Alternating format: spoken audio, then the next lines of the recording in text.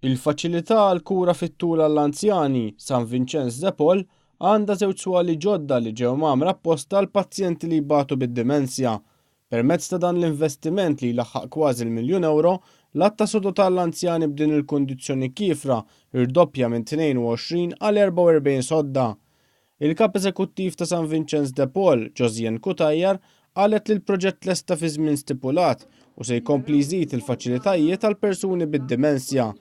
Qalet li f'Malta hawn eluf ta' pazjenti li jbatu bid-dimensja u li l-popolazzjoni dejjem tixjih qed wassal biex dawn jiżdiedu.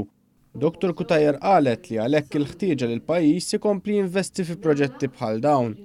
San Vincenz huwa dak il-ħab dik il-faċilità fejn il-livell ta' kura huwa ogħla ħafna u li anka tikkejterja għall-anzjani li għandhom kundizzjoni komplikati anka mediċi, kliniċi u anka kif qed tad-dimensja. Allora importanti ħafna li meta jaslu f'dak l-istat avvanzat, akut fejn la f'homes oħra, la fid-dar ma jistgħu jibqgħu indukrati, ovvjament isibu s-servizzi kollha u l-istaff ħarreġ ġewwa San Vincenz. One News tkellem ma' Chief Nursing Manager Rudolf Cini li spjegalna li x'kull kamra fil-wards għandha l-kulur tagħha. Dan fil-waqt li ma' kull kamra u sodda hemm tabelli bl-isem tal-pazjenti u r-ritratti tagħhom. Jekk wieħed jara tajjeb anke f'din is-sala hemm color schemes biex jgħinuhom iktar isibu d-direzzjoni tagħhom, għandna open plans biex ma jħossuhomx iktar magħluqin.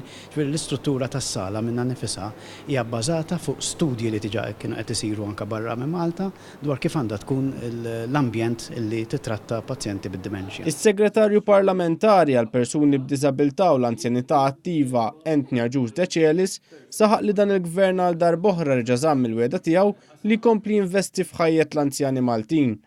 Dan huwa investiment ta' miljun illi dan il-Gvern ibierek kull euro li ħriġna għal dan l-investiment. Aħna rridu li l-anzjani tagħna wara li jkunu taw ħajjithom biex rabbew il-familja u kontribwixxew mill-aspett ekonomiku meta jiġu għas-servizzi tagħna jgħixu bl-aqwa kwalità ta' ħajja li jistgħu u b'dinjità. Is-Segretarju Parlamentari għall il-kura u trattament għal dawn il-pazjenti jitlob dedikazzjoni u attenzjoni u ħeġġeġ il-kull min imiss pa' din il-kondizzjoni biex jifittex l-għajnuna billi jċempel fuq in-numru apposta 1771.